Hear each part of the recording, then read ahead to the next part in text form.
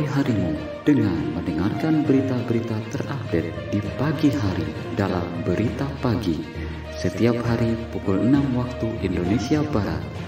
Dan di sore hari kamu bisa mendengarkan berita-berita terbaru dalam Berita Sore setiap hari pukul 17 waktu Indonesia Barat.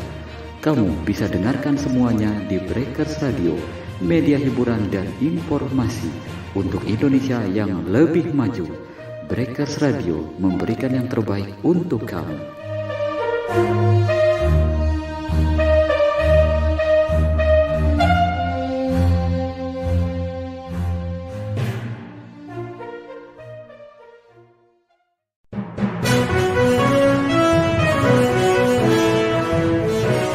Saatnya kita mendengarkan Lintas 17 yang dipersembahkan oleh Breakers Radio, media hiburan dan informasi.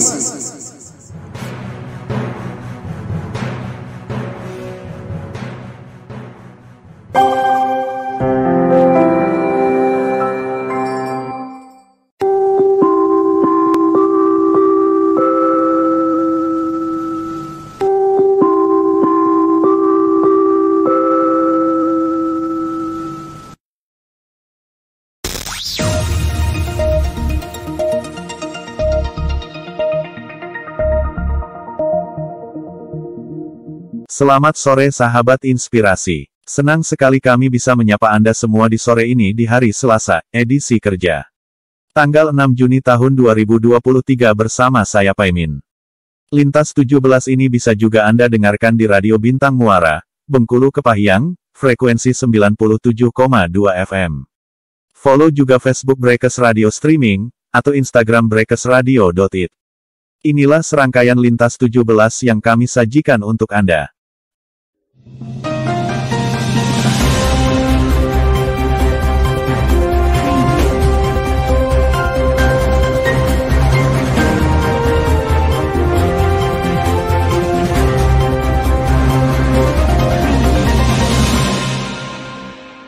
Kita awali berita pertama. Pendengar, benarkah tambahan utang pemerintah 5.125 triliun rupiah di era Jokowi bermanfaat? Ekonom menyebut tambahan utang pemerintah sebanyak 5.125 triliun rupiah di era Jokowi tak efektif mendorong pertumbuhan ekonomi. Reuters, utang pemerintah Indonesia di era pemerintahan Presiden Jokowi bertambah 5.125,1 triliun rupiah. Staf khusus Menteri Keuangan Justinus Prastowo mengatakan pertambahan terjadi pada periode tahun 2015 sampai tahun 2022. Meski bertambah, ia mengklaim penambahan jumlah utang selama 7 tahun tersebut lebih rendah dibandingkan belanja negara yang dilakukan selama periode tersebut. Sepanjang tahun 2015 sampai tahun 2022, penambahan utang sebesar 5.125,1 triliun rupiah masih lebih rendah dibandingkan belanja prioritas Perlinsos, pendidikan, kesehatan dan infrastruktur sebesar 8.921 triliun rupiah, ujarnya dalam cuitan Twitter yang dikutip Indonesia. Ia menyebut belanja yang lebih besar daripada penambahan utang tersebut menandakan manfaat yang diterima masyarakat jauh lebih besar. Sebab, meski utang bertambah, belanja untuk kebutuhan masyarakat tidak berkurang dan justru meningkat setiap tahunnya. Jadi manfaat melebihi utang. Hal ini menunjukkan pembangunan infrastruktur terus menjadi salah satu prioritas sebagai pendukung pertumbuhan ekonomi. Selain itu, utang juga digunakan untuk ketersediaan sarana pendidikan dan kesehatan untuk mendukung pembangunan kualitas SDM, katanya. Menanggapi hal tersebut, Direktur Center of Economic and Law Studies Bima Yudhistira tak sepenuhnya sehaluan dengan klaim Justinus. Ia mengatakan klaim pemerintah, utang bermanfaat bagi pembangunan infrastruktur nyatanya tidak berkorelasi dengan kenaikan indeks logistik. Menurutnya, infrastruktur tidak menurunkan biaya logistik secara signifikan. Bima mengatakan yang terjadi belakangan ini justru semakin banyak utang untuk infrastruktur, justru biaya logistik masih tinggi, indeks logistik anjlok, dan daya saing di sektor manufaktur terus menurun. Mengutip data Logistics Performance Index (LPI) yang dirilis oleh Bank Dunia sebagai indikator kinerja logistik antar negara di dunia, Indonesia berada pada peringkat 46 dari 160 negara pada 2018, masih jauh di bawah Singapura yang berada di peringkat 7 dan Thailand yang di peringkat 41. Pada kuartal pertama 2021, biaya logistik Indonesia juga masih mencapai 23,5% dari produk domestik bruto (PDB). Persentase biaya ini jauh lebih tinggi dibandingkan biaya logistik negara di kawasan ASEAN. Untuk Malaysia saja misalnya, biaya logistik hanya mencapai 13% dari PDB. Sementara itu berkaitan dengan daya saing industri manufaktur, Bank Dunia dalam laporan Indonesia Economic Prospects edisi Desember tahun 2022 mengungkapkan porsi ekspor manufaktur Indonesia di dunia hanya bertahan di angka 1,1%.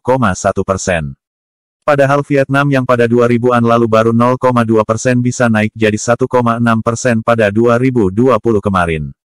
Padahal infrastruktur dibangun dengan tujuan agar sektor manufaktur memiliki daya saing. Sekarang industri manufakturnya juga mengalami tekanan. Jadi infrastruktur utang ini dipertanyakan, kata Bima kepada Indonesia. Pun demikian dengan dampaknya ke pertumbuhan ekonomi dan penurunan angka kemiskinan. Di tengah utang yang kian bertambah besar, realisasi pertumbuhan ekonomi di era pemerintahan Jokowi juga masih terkunci dan tak bisa lepas dari kisaran 5%. Hal yang sama juga terjadi pada pengentasan kemiskinan dan pengangguran.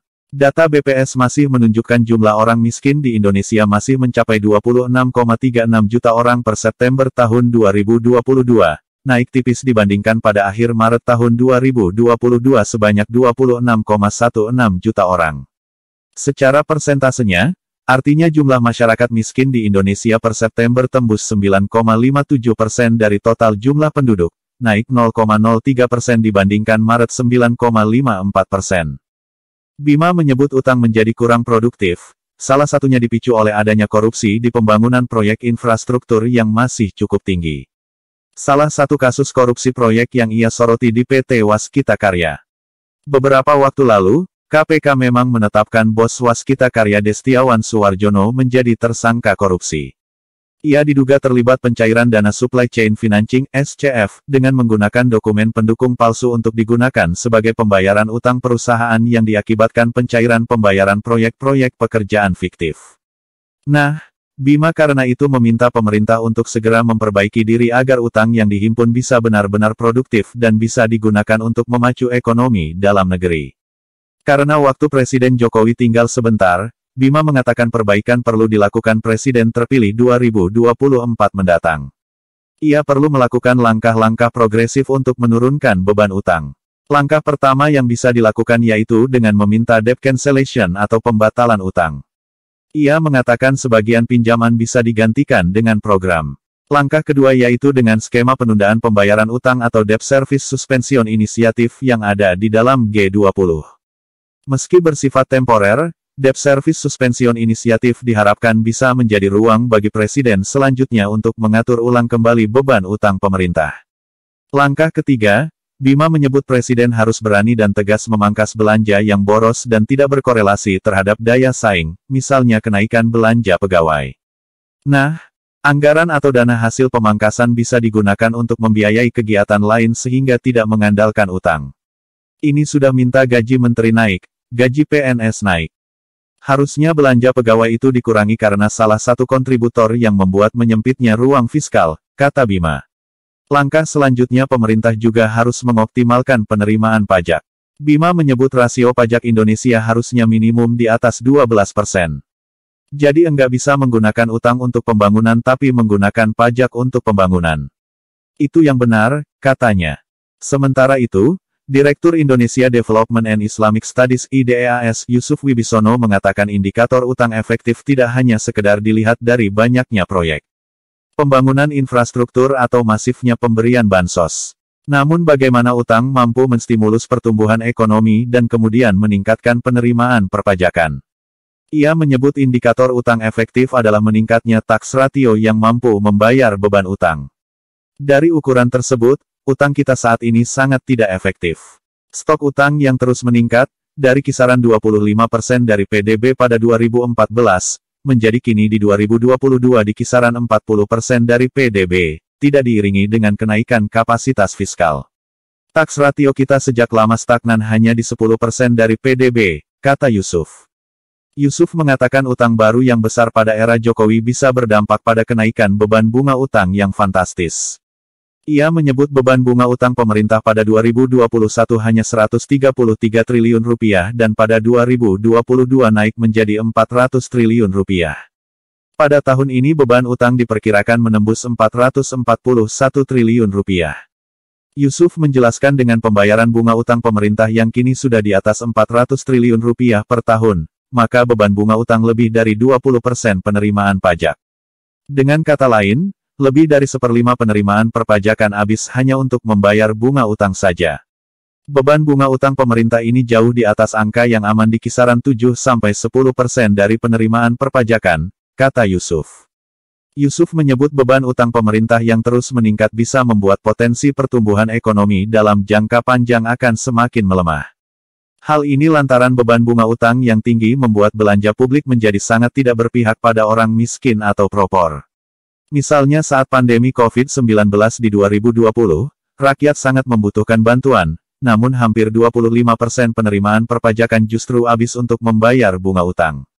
Dengan pembayaran bunga utang yang masif, sebagian besar anggaran publik mengalir hanya ke segelintir elit pemilik kapital sehingga daya beli rakyat dan permintaan agregat menjadi selalu tertekan, pertumbuhan ekonomi kita tidak pernah optimal. Sejak lama pertumbuhan ekonomi kita stagnan di kisaran 5% per tahun, kata Yusuf. Pendengar, Demokrat tantang Jokowi soal cawe-cawe positif, reshuffle Muldoko. Yang berkumpul di bawah kepemimpinan Ketua Umum Agus Harimurti Yudhoyono. Wakil Sekretaris Jenderal Partai Demokrat Janssen Sitindaun mengatakan jika ingin cawe-cawe secara positif, Presiden RI Joko Widodo, Jokowi, seharusnya mencopot Muldoko dari Kepala Staf Kepresidenan, KSP. Pernyataan itu disampaikan Janssen dalam program Political Show di CNN Indonesia Senin malam kemarin. Muldoko saat ini diketahui terlibat dalam sejumlah upaya pengambil alihan Partai Demokrat dari kepemimpinan Agus Harimurti Yudhoyono, AHY. Dalam acara tersebut, Janssen awalnya menyinggung pernyataan Deputi Bidang Protokol, Pers, dan Media Sekretariat Presiden, B. Mahmudin yang menjelaskan maksud pernyataan cawe-cawe yang dilontarkan Jokowi beberapa waktu lalu. Saya baca rilis B. Mahmudin, beliau menyampaikan Pak Jokowi ingin cawe-cawe. Pertama, pemilu besok demokratis, jujur dan adil. Kedua, ingin cawe-cawe agar tidak ada polarisasi. Ketiga, ingin cawe-cawe agar TNI, Polri, ASN itu tidak berpolitik praktis, netral, kata Janssen. Saya katakan, soal ini semua sudah ada di undang-undang, bahkan jikapun Presiden tidak cawe-cawe, ini semua sudah ada di undang-undang, imbuh dia. Namun, jika memang ingin cawe-cawe secara positif, Janssen menantang Jokowi agar bisa menggunakan wewenangnya dengan melakukan reshuffle kabinet untuk mengganti Muldoko. Reshuffle kabinet itu kan bagian dari kewenangan Pak Jokowi, undang-undang mengatur itu hak prerogatif beliau, gunakan sekarang Pak Jokowi. Itu makanya kami Partai Demokrat, kalau betul jenengan itu ingin cawe-cawe positif, buktikan. Reshuffle Muldoko, karena merusak demokrasi orang ini, katanya. Ia mengatakan Muldoko tidak pernah menjadi kader Demokrat. Menurutnya, menjadi ketua Partai Demokrat tingkat cabang pun Muldoko tidak bisa, apalagi menjadi ketua umum. Dari seluruh cawe-cawe yang disebut Pak B, malahan yang sesungguhnya kewenangan mutlak Pak Jokowi adalah mengganti Muldoko, kalau memang tujuannya tadi, ingin cawe-cawe mendorong peserta pemilu besok bertarung secara fair, kata Janssen. Sebelumnya, Jokowi mengakui melakukan cawe-cawe dalam pemilu. Dia berkata melakukan hal itu demi Indonesia. Jokowi menekankan pentingnya keberlanjutan pembangunan setelah pergantian pemimpin. Menurut Jokowi, Indonesia hanya punya waktu 13 tahun untuk menjadi negara maju dengan memanfaatkan bonus demografi. Cawe-cawe untuk negara, untuk kepentingan nasional. Saya memilih cawe-cawe dalam arti yang positif. Masa tidak boleh? Masa tidak boleh berpolitik? Tidak ada konstitusi yang dilanggar. Untuk negara ini, saya bisa cawe-cawe, ungkap Jokowi pada pertemuan dengan sejumlah pemimpin redaksi di Istana Kepresidenan Jakarta. Belakangan, Deputi Bidang Protokol, Pers, dan media sekretariat Presiden B. Mahmudin menjelaskan yang dimaksud Jokowi dengan cawe-cawe. Dia menyebut Jokowi ingin pemilu terselenggara dengan baik dan aman. Selain itu, ia ingin pemimpin berikutnya bisa meneruskan pembangunan yang telah berjalan. Presiden ingin pemimpin nasional ke depan dapat mengawal dan melanjutkan kebijakan strategis seperti pembangunan IKN, hilirisasi, transisi energi bersih, kata B dalam keterangan tertulis. Terkait Demokrat dan Muldoko, sebelumnya tenaga ahli utama kantor staf Presiden, KSP, Ali Mohtar Ngabalin mengklaim Jokowi tidak mengetahui manuver kepala staf Presiden itu. Ngabalin mengaku hampir setiap hari bertemu dengan Muldoko di istana. Menurutnya, Muldoko tidak pernah bicara soal manuver politik di lingkungan kerja. Jangankan saya, istrinya sama Pak Presiden saja tidak tahu, kata Ngabalin dalam program Deroftalk, perebutan kekuasaan di Partai Demokrat yang disiarkan Detikcom, Rabu 10 Maret. Sementara itu Menko Polhukam Mahfud MD mengungkapkan isi pertemuan dengan Jokowi dan Menkumham Yasona Laoly saat membahas kisruh kepengurusan Partai Demokrat. Mahfud mengatakan Jokowi meminta kepengurusan Demokrat hasil Kongres luar biasa tak disahkan meski Muldoko teman di pemerintahan. Kata Pak Jokowi, kalau memang begitu tegakkan saja hukum, hendak boleh disahkan Pak Muldoko meskipun dia teman kita dan punya ambisi politik, kata Pak Jokowi, kata Mahfud dalam sebuah dialog dengan ekonom Didik Racabini melalui live Twitter, Rabu 29 September malam. Pendengar, Sudirman Said respons ancaman Demokrat, Cawapres Anies lagi ditimbang Cawapres Anies di Pilpres 2024.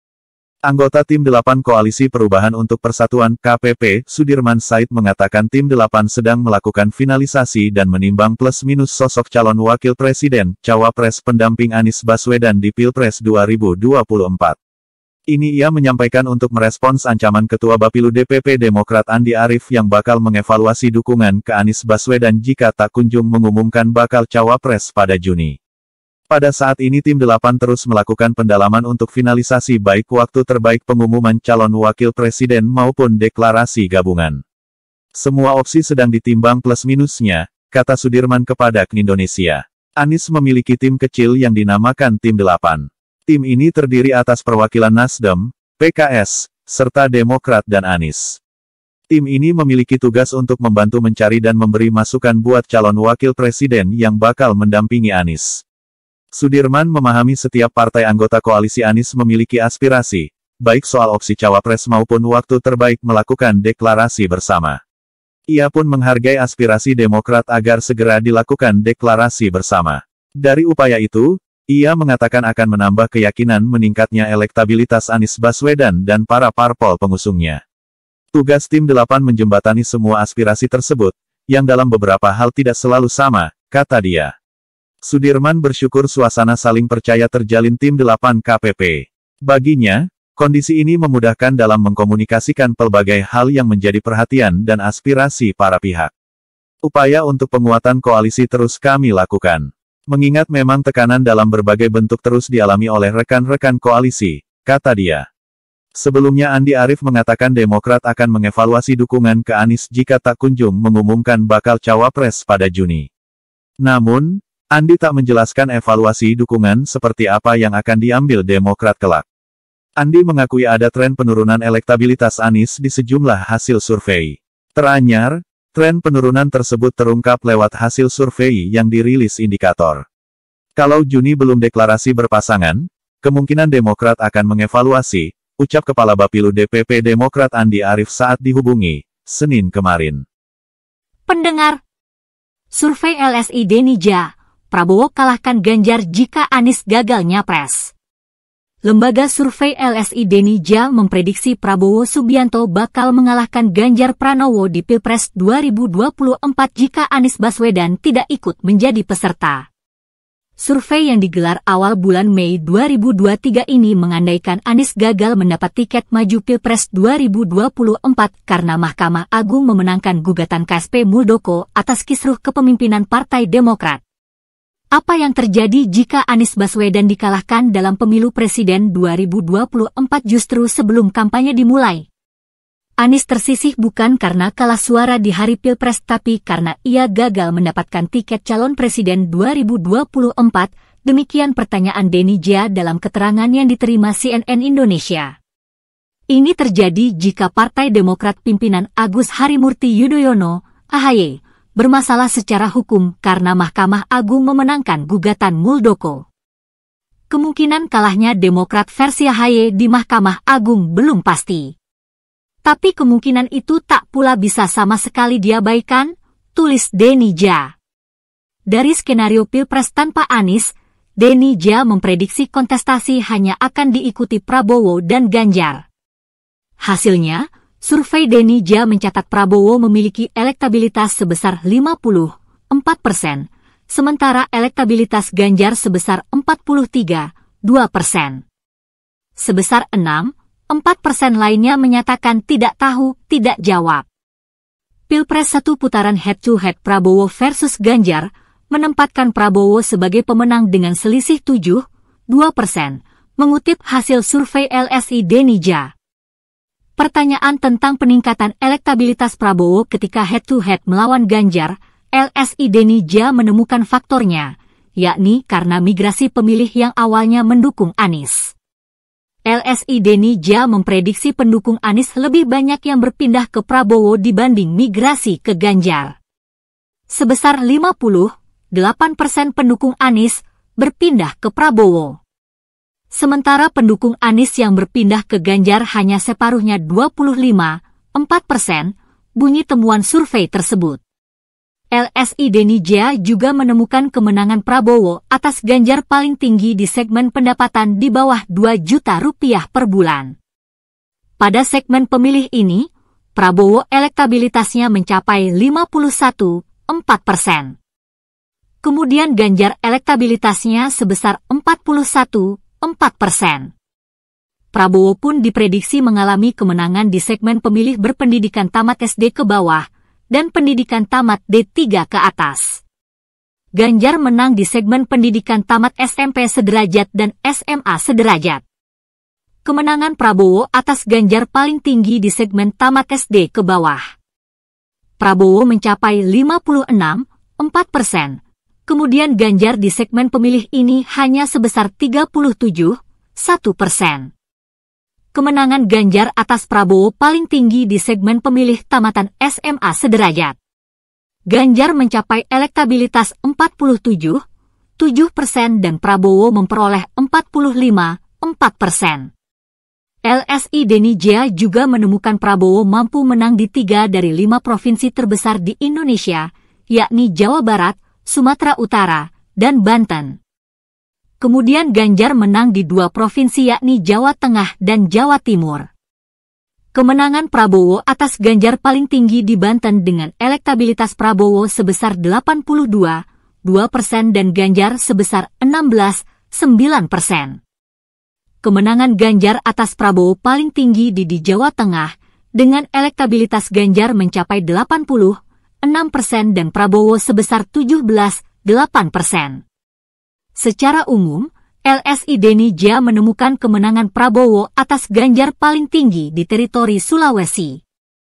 Prabowo mencapai 76,2% dan Ganjar memperoleh 22,6%. Kemenangan Ganjar ada di Jawa secara umum. Elektabilitas Ganjar di Jawa sebesar 52,5%. Sedangkan Prabowo sebesar 43,4%. Prabowo menang di 5 teritori, Sumatera, Sulawesi, Kalimantan, Bali NTB-NTT, Maluku Papua. Ganjar menang di 1 teritori, Jawa, bunyi riset LSI Denny Ja. Survei LSI Denny Ja dilakukan pada 3 hingga 14 Mei 2023 dengan jumlah responden sebanyak 1.200 orang. Survei menggunakan metode multistage random sampling dengan wawancara tatap muka menggunakan kuesioner. Margin of error sebesar 2,9%. Selain LSI Denny Ja, Lembaga Survei Indikator Politik Indonesia mencatat elektabilitas Prabowo berada di urutan teratas disusul Ganjar dan Anies.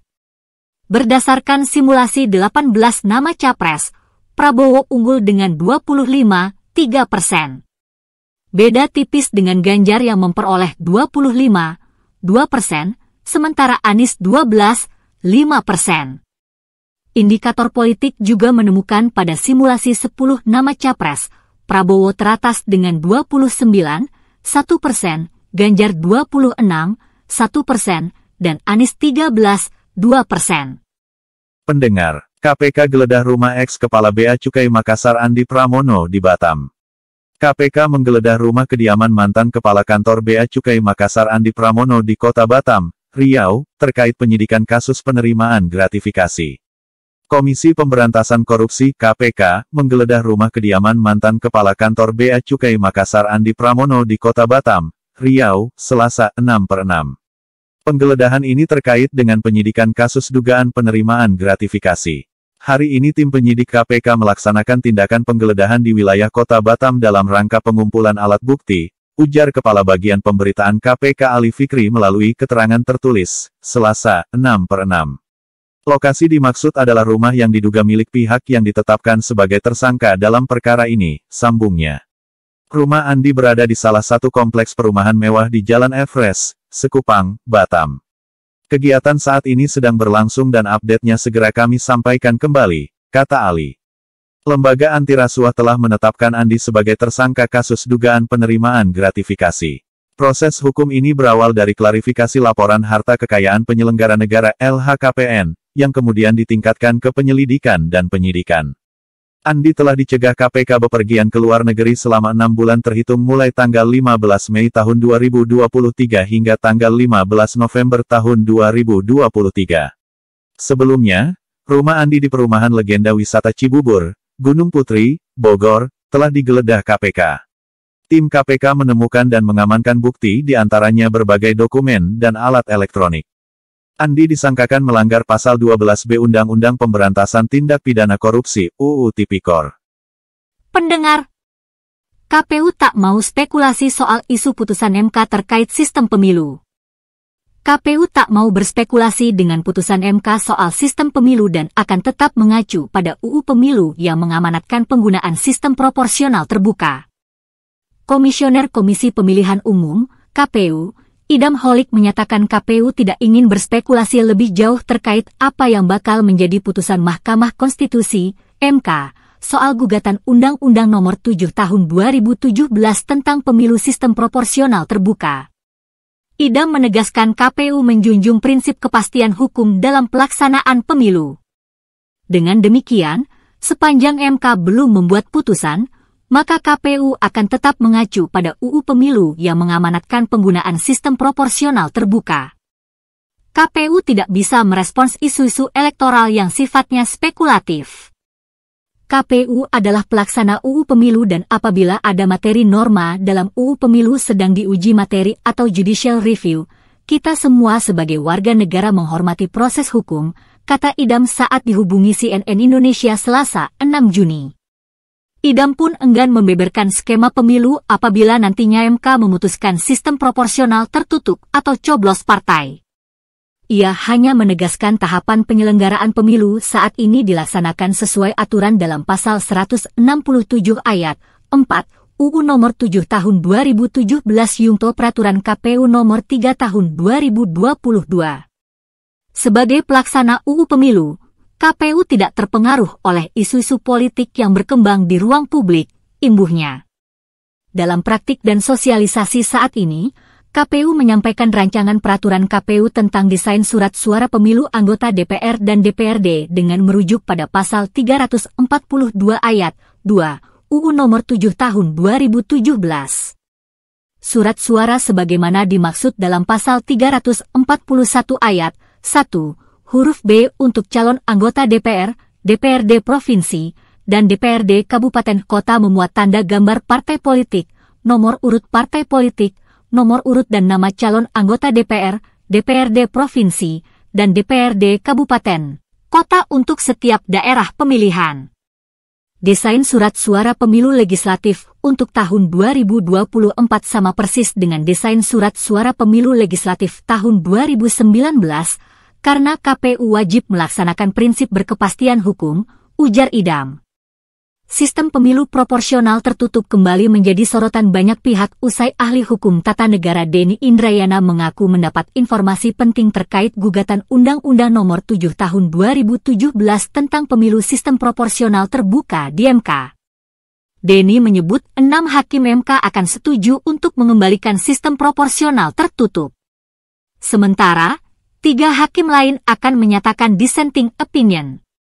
Ia pun mengklaim informasi itu ia dapatkan dari pihak yang kredibel. Buntut dari dugaan itu, publik hingga pejabat reaktif. 8 dari 9 fraksi partai politik di DPR juga kembali mengadakan pertemuan pada Selasa. Mereka menegaskan kesepakatan untuk menolak sistem proporsional tertutup alias coblos partai. Hanya fraksi PDIP yang tidak ikut serta karena mereka menginginkan sistem proporsional tertutup yang akan diterapkan dalam pemilu di Indonesia. Pendengar, Denny Indrayana, aneh bin ajaib keputusan Menkumham digugat KSP. Denny Indrayana menganggap aneh ketika keputusan Menkumham Yasona Laoly soal kepengurusan Partai Demokrat digugat Kepala Staf Presiden Muldoko ke pengadilan.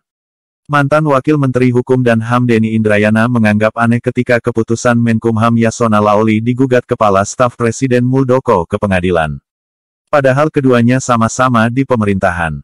Keputusan Yasona Laoly yang dimaksud mengenai kepengurusan Partai Demokrat dengan Ketua Umum Agus Harimurti Yudhoyono, AHY. Dan aneh secara ketatanegaraan keputusan Menkumham digugat oleh KSP Muldoko. Itu aneh bin ajaib, dan Presiden diam, kan ini anak buah dia, kata Denny di Political Show CNN Indonesia TV. Denny berpendapat Presiden Joko Widodo dapat cawe-cawe secara positif dari kasus dualisme kepengurusan Partai Demokrat ini. Misalnya, Jokowi dapat menegur bawahannya agar tak membuatnya malu di depan publik atas gugatan yang dilayangkan ke pengadilan. Beliau kan bisa cawe-cawe positif, hei jangan bikin malu dong, masa KSP saya gugat Menkumham saya, Anda bikin malu saya di depan publik, kata dia.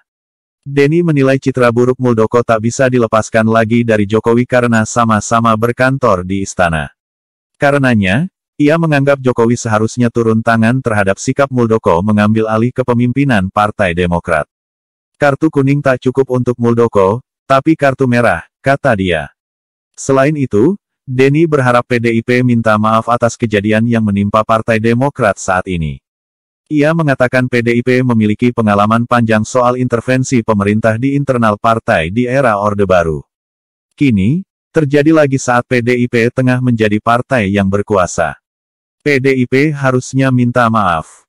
Itu punya pengalaman erat rezim otoriter yang korup Orde Baru intervensi PDI Mega lewat PDI Suryadi. Itu pelajaran sejarah yang harusnya hatam dibaca oleh petugas partai oleh Pak Jokowi agar tak ganggu kedaulatan partai, kata dia. Muldoko mengajukan peninjauan kembali PK ke Mahkamah Agung pada Senin, tanggal 15 Mei tahun 2023 dan terregister dengan nomor perkara 128 PKTUN 2023. Langkah itu dilakukan usai menolak kasasi yang diajukan Muldoko. Dalam kasus ini, Muldoko mulanya merebut Partai Demokrat dilakukan dengan hadir dalam Kongres Luar Biasa KLB di Deli Serdang, Sumatera Utara. Dalam KLB itu Muldoko didapuk sebagai ketua umum namun tak diakui oleh Menkumham Yasona Laoly. Muldoko lantas menggugat SK Menkumham Yasona Laoly mengenai kepengurusan Partai Demokrat yang mengakui Agus Harimurti Yudhoyono sebagai ketua umum. Gugatan selalu ditolak oleh pengadilan hingga kini masuk ke peninjauan kembali PK. Pendengar, panas dingin PDIP dan relawan bisa jadi bumerang di 2024. Pengamat politik menilai pernyataan Megawati Soekarnoputri yang menyindir relawan berpotensi melemahkan kerja-kerja pemenangan Ganjar Pranowo di Pilpres 2024. Pernyataan Ketua Umum PDIP Megawati Soekarnoputri terhadap relawan dianggap berpotensi menimbulkan dampak buruk terhadap pemenangan Ganjar Pranowo di Pilpres 2024. Pernyataan yang dimaksud ketika Megawati menyebut relawan seolah memiliki peran dominan dalam pemenangan, padahal partai politik yang lebih berperan penting. Saya orang ikut aturan, karena kadang ada sebuah kesan sepertinya sukarelawan itu justru yang bekerja untuk memenangkan, ujarnya usai menerima elit DPP PAN di kantor partainya. Bukan sekali saja PDIP bersikap dingin terhadap kelompok relawan. Dalam beberapa kesempatan sikap itu juga diperlihatkan. Salah satunya ketika merespons pernyataan relawan Jokowi soal kesiapan berperang menghadapi lawan-lawan politik November 2022 lalu. Saat itu, Ketua DPP PDIP Said Abdullah menilai relawan hanya menjerumuskan Jokowi jika mengusulkan penindakan hukum terhadap lawan politik. Dia berkata Jokowi tak seharusnya mengikuti saran tersebut. Bahkan, Said menyarankan agar Jokowi meninggalkan para relawan. Kalau ada relawan tanda kutip yang seperti itu, tinggalkan saja. Iya, itu bukan relawan itu, ujar Said di Kompleks Parlemen, Jakarta. Direktur Eksekutif Trias Politika Strategis Agung Baskoro menilai pernyataan Megawati berpotensi memicu kerenggangan PDIP dengan relawan lantaran merasa tidak diperhitungkan. Padahal, kata Agung, peran relawan selama ini memiliki andil yang juga sama pentingnya dengan partai politik. Menurutnya, kelompok-kelompok relawan tersebut justru hadir dikarenakan kinerja kader partai politik kurang optimal untuk meraih suara dukungan terhadap Capres-Cawapres. Oleh sebab itu, ia menilai pernyataan Megawati yang seakan membenturkan antara peran partai dengan relawan kurang tepat untuk mengoptimalkan kerja pemenangan pemilu. Bukan tidak mungkin, kata dia, hal tersebut justru menjadi bumerang politik bagi PDIP dan Ganjar Pranowo yang telah resmi diusung menjadi capres oleh PDIP. Walaupun harus diakui peran PDIP sebagai pemilik tiket Pilpres sangat dominan. Namun jangan sampai menegasikan kontribusi partai lain atau relawan yang ingin terlibat, ujarnya kepada CNN Indonesia. Terpisah, pengamat politik Universitas Andalas Asrinaldi mengaku memahami alasan Megawati melontarkan sindiran tersebut kepada kelompok relawan. Ia mengatakan saat ini pembentukan kelompok relawan tidak lagi hanya karena faktor kesamaan ideologi semata dengan Capres-Cawapres. Kekinian, kata dia, tidak sedikit kelompok relawan yang bekerja meraih dukungan dengan harapan akan dibayar ataupun mendapatkan timbal balik tertentu ketika berhasil memenangkan capres tersebut. Di lapisan akar rumput, Asrinaldi mengatakan hal itu terjadi dikarenakan kebanyakan dari mereka tidak memiliki pekerjaan yang tetap. Mereka mau bekerja menjadi relawan untuk pemenangan capres asal mendapatkan balasan tertentu untuk kepentingan ekonomis. Jadi wajar saja Megawati mengatakan seperti itu, karena umumnya relawan ini juga berharap sesuatu dan bukan hanya memperjuangkan kemenangan calon atau ideologi tertentu, jelasnya. Mesin politik melemah. Asrinaldi menilai relawan memiliki peran penting sebagai mesin cadangan partai politik yang bekerja untuk meraup dukungan bagi pasangan Capres-Cawapres yang diusung. Asrinaldi mengatakan dalam kontestasi pemilu sebelumnya, kehadiran relawan kerap dimanfaatkan oleh partai yang memiliki keterbatasan dari segi sumber daya manusia. Mengingat jumlah penduduk dan geografis wilayah Indonesia tidak memungkinkan untuk dijangkau hanya oleh kader partai semata. Tentu dalam konteks pemilu yang menjangkau seluruh wilayah Indonesia ini, keberadaan relawan ini menjadi penting untuk memobilisasi dukungan masyarakat agar memilih partai atau calon yang sesuai, sambungnya. Asrinaldi memandang pernyataan Megawati berpeluang melemahkan kerja pemenangan Ganjar Keren. Akan menggembosi mesin kampanye partai. Terlepas dari muatan ekonomi, ia mengatakan keberadaan relawan sangat penting untuk membantu meningkatkan suara. Bila hanya mengandalkan partai semata, otomatis kans Ganjar untuk memenangkan Pilpres semakin mengecil di tengah realitas kekuatan relawan Presiden Jokowi juga terbagi kepada Prabowo, sambungnya. Agung menyarankan agar PDIP dapat segera merangkul kelompok relawan Ganjar ataupun Jokowi yang saat ini telah terbentuk agar tidak mengalihkan dukungannya kepada sosok capres lain. Menurutnya yang paling ideal dilakukan oleh Megawati selaku Ketua Umum ialah untuk mengkonsolidasikan kerja kader atau simpatisan dari level anak ranting sampai pusat agar tidak berpindah haluan. Karena temuan dari survei kredibel membuktikan sudah terjadinya perpindahan kecil suara dari Ganjar ke Prabowo, kata Asrinaldi. Pendengar, netizen sempat membeli TikTok sampai aplikasi Gobok dicap. Ada nggak sih konten bermanfaat di TikTok? TikTok kerap mendapat label sebagai aplikasi goblok dari warganet akibat ulah sejumlah akun dengan unggahan nyeleneh. Lantas, Apa adakah konten bermanfaat di aplikasi besutan ByteDance tersebut? Label goblok itu kerap dilontarkan di media sosial lain, termasuk Twitter, saat mengomentari unggahan yang nggak ilmiah, cenderung hoaks. Misalnya, sebuah unggahan dari akun TikTok @wude yang mengklaim tulang rawan cumi-cumi Todarodes pacificus yang tipis seperti kemasan plastik adalah benar-benar sampah plastik yang ditelat satwa kelas Cephalopoda itu. Please banget stop buang sampah sembarangan di laut terutama plastik ya. Hari ini gue makan cumi dan gue nggak sengaja nemuin plastik di dalam cuminya, demikian suara narator di video itu. Video itu menyebar ke Twitter dan dikomentari akun @nandoy, baru juga nyampe rumah, buka Twitter isinya konten TikTok goblok McAfee. Konten sejenis yang sudah amat banyak membuat memori kolektif netizen merujuk pada kesimpulan yang sama. Inilah sebabnya aku tidak download aplikasi goblok alias TikTok, kicau @ladip 0.0.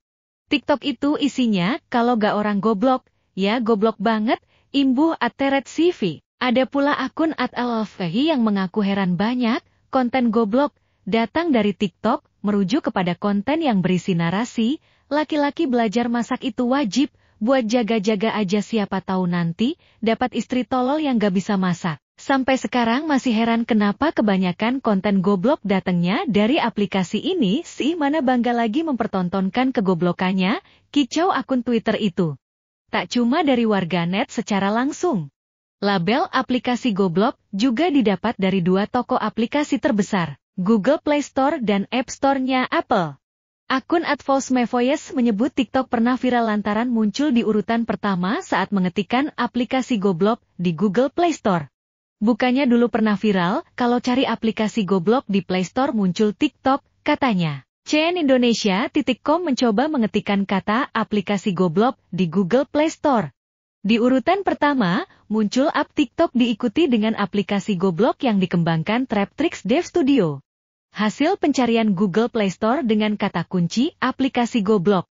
Tangkapan layar Google, hal senada terjadi di App Store. Saat mengetikkan aplikasi goblok, toko aplikasi ini menampilkan TikTok di nomor kedua, di bawah aplikasi kencan Tinder yang berstatus ad alias iklan. Di nomor ketiga, muncul aplikasi TikTok Shop Seller Center, lalu Messenger milik Facebook, dan kelima Apple Music. TikTok sejauh ini masih enggan memberi keterangan resmi terkait status di pencarian toko aplikasi tersebut. Kendati demikian, berdasarkan pantauan warganet dan cnindonesia.com, banyak akun terpantau memberikan konten-konten mencerahkan di platform yang terancam diblokir total di AS itu. Akun @diajengles menyebut konten yang muncul di FYP, sebutan untuk lini masa TikTok, tergantung dengan apa yang dicari pengguna. Banyak banget orang ngatain user TikTok goblok, tolol, aplikasi sampah, you name it lah.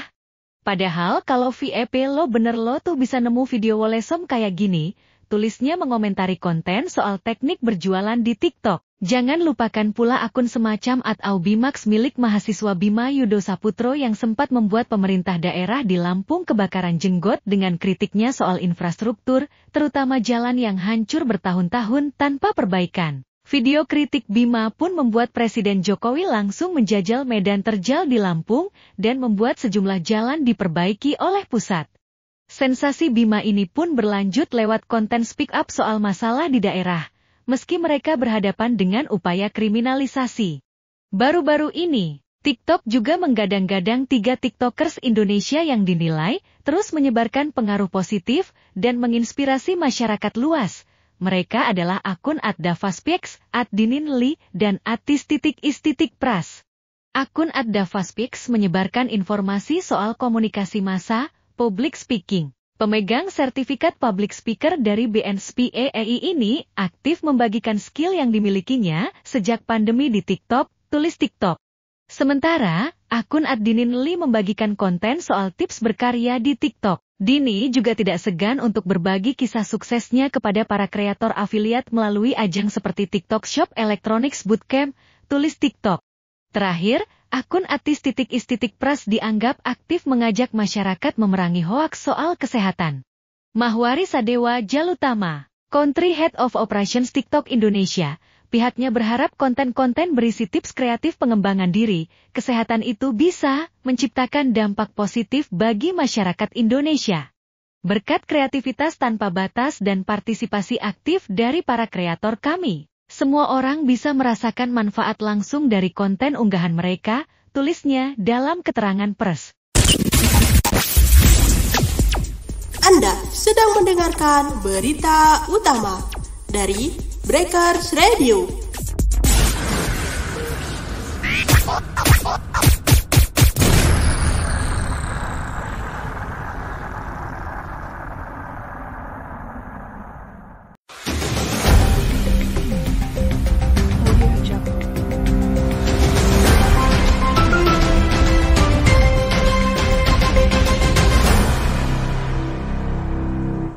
Baik sahabat inspirasi, jangan kemana-mana dulu, kami akan segera kembali lagi.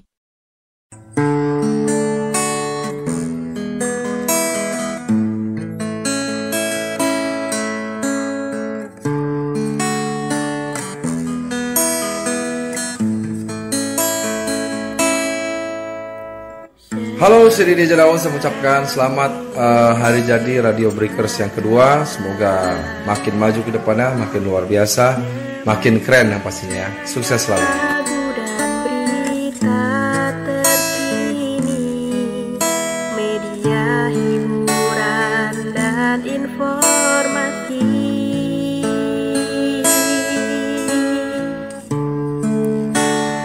Breakers Radio.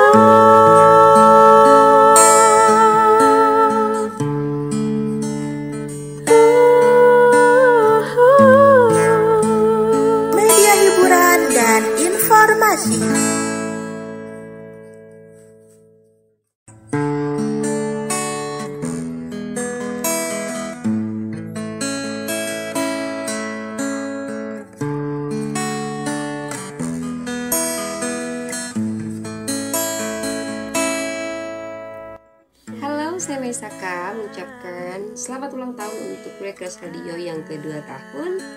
Sukses selalu, semakin jaya di udara dan semakin dicintai para pendengarnya.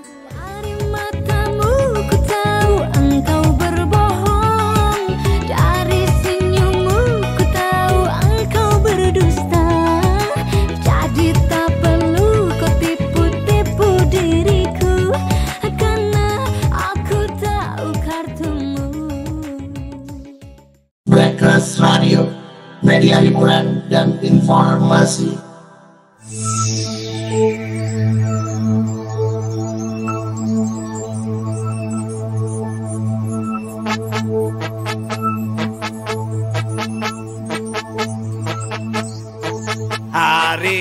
Assalamualaikum warahmatullahi wabarakatuh. Halo sahabat inspirasi, saya Lulu Sudia dari Jawa Timur Kota Pasuruan mengucapkan selamat ulang tahun untuk Breakers Radio.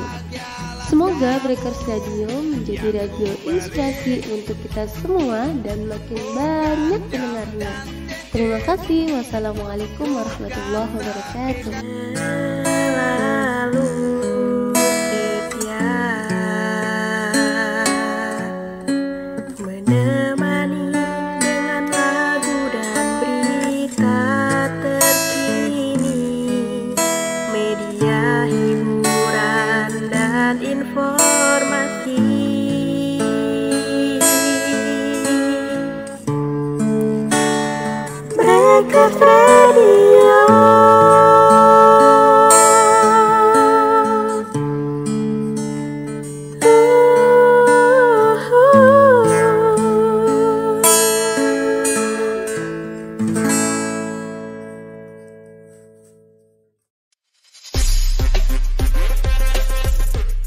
Sahabat inspirasi, kami balik lagi nih. Terima kasih Anda masih bersama kami. Kini kita ke berita selanjutnya. Dari luar negeri. Pendengar. Australia ingatkan soal unclos buntut situasi panas di Selat Taiwan. Wakil Perdana Menteri sekaligus Menteri Pertahanan Australia, Richard Marles, buka suara soal ketegangan di Selat Taiwan baru-baru ini, usai Cina memotong jalur kapal Amerika Serikat akhir pekan lalu. Marles mengingatkan setiap negara harus mematuhi Konvensi Perserikatan Bangsa-Bangsa tentang Hukum Laut atau UNCLOS. Kami mendukung negara-negara lain untuk melakukan hal yang sama, mematuhi UNCLOS, kata Marles di kawasan Menteng, Jakarta Pusat. Menurut Marles, kebebasan bernavigasi merupakan prinsip utama UNCLOS yang mesti dijalankan setiap negara. Selain soal UNCLOS, ia juga berpandangan bahwa tiap negara harus bisa memastikan keamanan dan profesionalitas saat terjadi kontak militer antara satu sama lain. Umumnya, ketika militer berinteraksi satu sama lain, harus dilakukan dengan cara yang aman dan profesional. Dialog merupakan bagian dari upaya untuk memastikan bahwa tidak ada kesalahan perhitungan atau kecelakaan, katanya. Komentar Marles ini dilontarkan saat ia ditanya mengenai antisipasi Australia tentang aksi Angkatan Laut Beijing yang memotong jalur kapal perusak milik AS akhir pekan lalu. Situasi ini pada dasarnya bisa menyebabkan perubahan suasana di Asia Pasifik. Kapal perang Cina diketahui memotong jalur di sisi kiri kapal perusak Chonghun AS, dengan jarak sekitar 150 yard atau sekitar 137 meter. Karena aksi itu, Chonghun memperlambat laju kapal hingga 10 knot untuk menghindari tabrakan. Pihak militer AS mengklaim kapal mereka sudah berlayar dengan cara aman dan bertanggung jawab, sesuai hukum internasional. Namun, Cina menuding Washington sengaja memprovokasi kawasan mereka. Negara terkait dengan sengaja membuat masalah di Selat Taiwan, dengan sengaja menimbulkan risiko, dengan niat merusak perdamaian dan stabilitas kawasan, kata juru bicara China Eastern Theater Command, Kolonel Xi. Dalam sambutannya di Shangri-La Dialogue di Singapura akhir pekan kemarin, Menteri Pertahanan AS Lloyd Austin memperingatkan bahwa potensi perang bisa terjadi karena memperebutkan Taiwan. Ia menyebut konflik di Selat Taiwan bisa sangat menghancurkan dan memengaruhi ekonomi global, dalam cara yang tidak dapat dibayangkan. Seluruh dunia memiliki kepentingan dalam menjaga perdamaian dan stabilitas di Selat Taiwan. Jalur pelayaran komersial dan rantai pasukan global ada di sana, kata Austin seperti dikutip CNN. Ia menambahkan, jangan salah, konflik di Selat Taiwan akan sangat menghancurkan. Pendengar, ex-Wapres AS Mike Pence deklarasi pencalonan untuk Pilpres 2024. Mantan Wakil Presiden Amerika Serikat, Mike Pence, mendeklarasikan diri sebagai kandidat presiden dari Partai Republik, jelang pemilu Presiden AS 2024. Tim kampanye Pence telah mengajukan deklarasi pencalonan tersebut kepada Komisi Pemilihan Federal Amerika Serikat. Dilansir dari Reuters, Pence akan meluncurkan kampanyenya secara resmi melalui video dan pidato di negara bagian pencalonan awal di Iowa pada Rabu 7 Juni, di hari ulang tahunnya. Mike Pence adalah gubernur Indiana, sebelum dia dipilih sebagai Trump untuk mendampinginya dalam Pilpres AS 2016 lalu. Kala itu, banyak pengamat menilai Trump memilih Pence hanya untuk memenangkan hati para pemilih evangelis dan konservatif.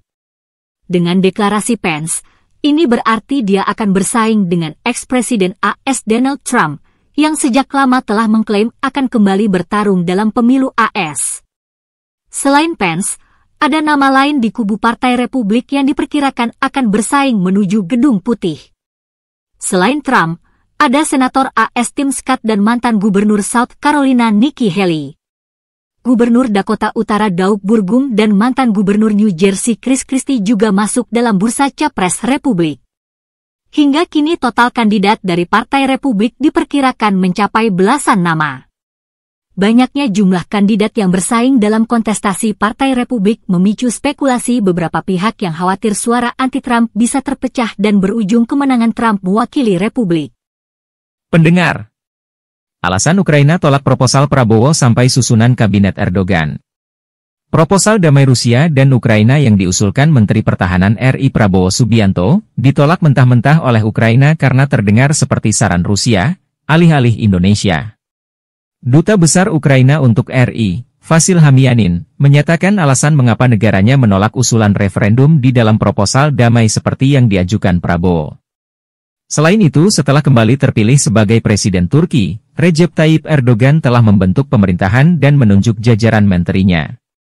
Berikut ini rangkuman berita paling menarik selama 24 jam terakhir dalam Kilas Internasional pagi ini.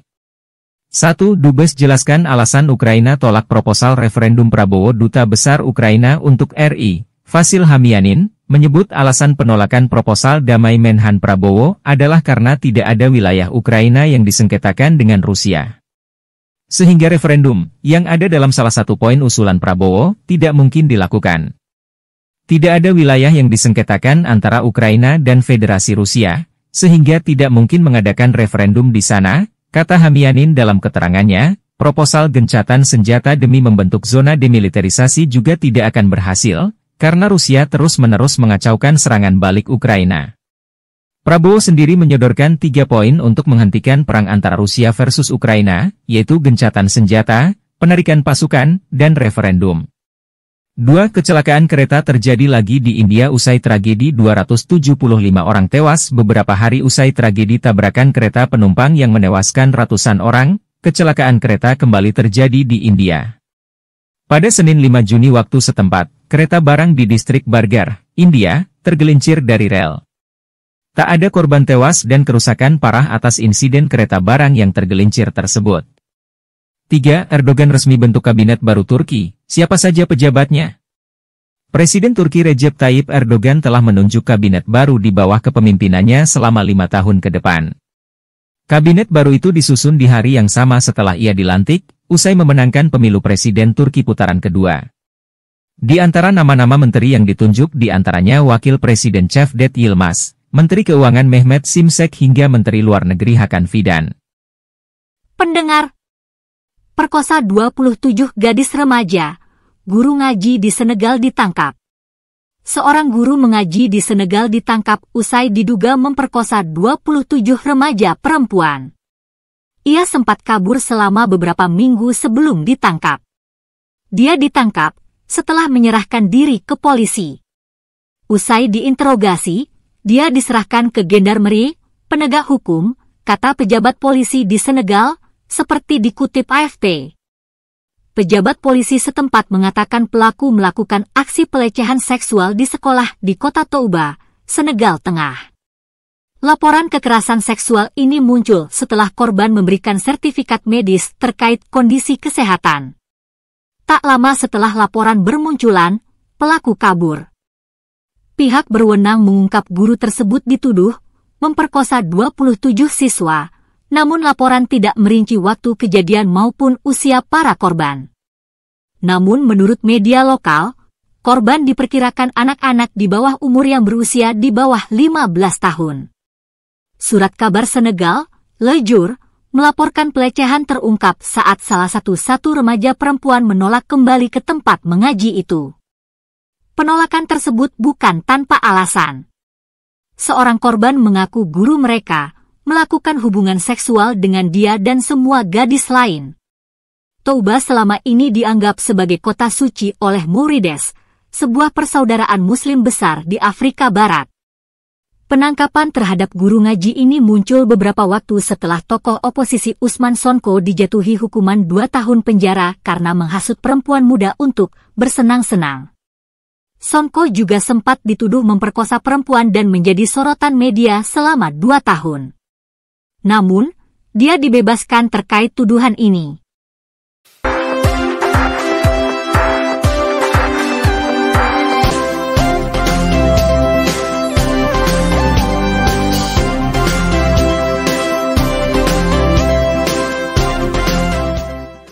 Dari dunia olahraga. Pendengar, kata Sandy Walsh usai jalani TC Timnas Indonesia versus Palestina. Pemain naturalisasi Sandy Walsh semeringah usai menjalani latihan bersama Timnas Indonesia di Surabaya jelang FIFA Matchday melawan Palestina. Sandy Walsh mengaku senang bisa menyambangi kota Surabaya yang merupakan kampung halaman kakeknya. Saya senang bisa berada di sini, terlebih Surabaya merupakan kampung halaman kakek saya. Saya juga ingin mengucapkan terima kasih kepada ketua atas debut saya di Surabaya, kata Sandy Walsh dikutip Antara, Senin 5 Juni malam. Pemain Timnas Indonesia mulai menjalani latihan di lapangan Thor, Surabaya, sebagai persiapan FIFA Matchday lawan Palestina pada 14 Juni mendatang. Walsh menyebut 2 agenda FIFA Matchday mendatang sangat penting karena sudah lama memimpikan kesempatan bermain bersama tim Merah Putih. Saya sangat senang mengikuti pemusatan latihan sebelum melakukan 2 pertandingan yang sangat penting. Ini merupakan kesempatan berharga. Setiap hari saya akan berlatih dengan keras, kata pemain kelahiran Maret 1995 tersebut. Meski demikian, Sandy Walsh masih diberikan porsi latihan ringan untuk mengembalikan kondisi setelah menempuh perjalanan jauh. Saya menempuh perjalanan selama 21 jam, dan saat ini berlatih ringan, umpan pendek, game ringan, dan beberapa kali berlari untuk mempersiapkan diri pada latihan berikutnya, ujarnya.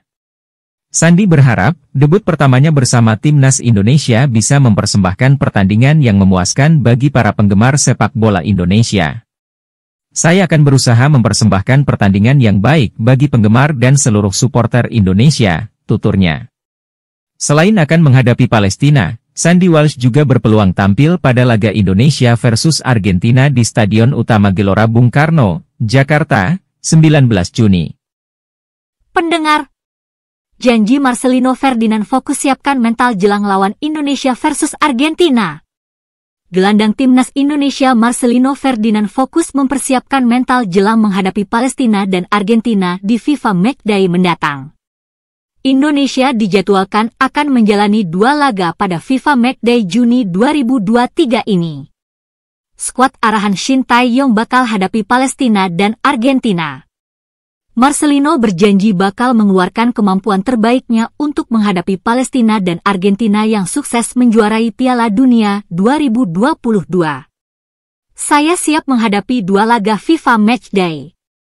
Saya akan berlatih sebaik-baiknya karena kita tahu Palestina dan Argentina adalah 2 tim hebat, bahkan salah satunya adalah juara dunia, kata Marcelino Ferdinand sebagaimana dikutip dari Instagram resmi PSSI, Senin 5 Juni.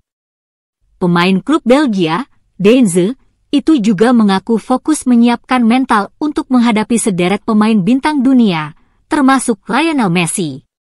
Jadi selain itu saya juga akan mempersiapkan mental juga. Saya yakin kita bisa meraih hasil positif dalam 2 laga itu, ujar Marcelino. Pemain yang turut andil mengantar timnas Indonesia U22 meraih medali emas di SEA Games 2023 itu berharap dapat dukungan penuh dari supporter.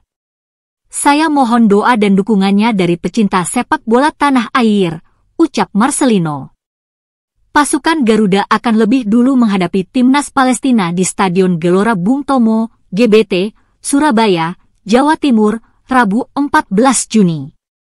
5 hari kemudian, giliran Argentina yang akan jadi lawan Indonesia. Duel Indonesia versus Argentina dihelat di Stadion Utama Gelora Bung Karno, SUGBK, Senayan, Jakarta, Senin 19 Juni. Terima kasih telah mendengarkan berita sore yang dipersembahkan oleh Breakers Radio. Kita akhiri berita sore ini, sekian dan terima kasih, sampai jumpa.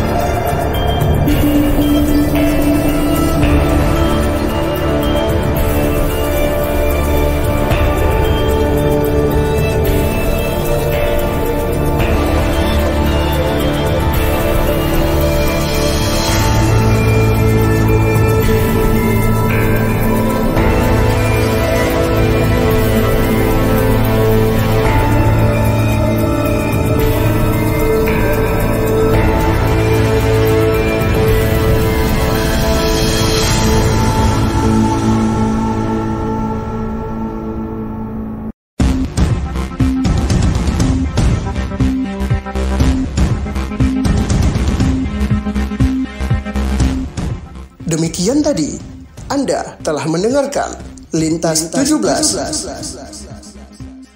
Persembahan dari Breakers Radio, media hiburan dan informasi.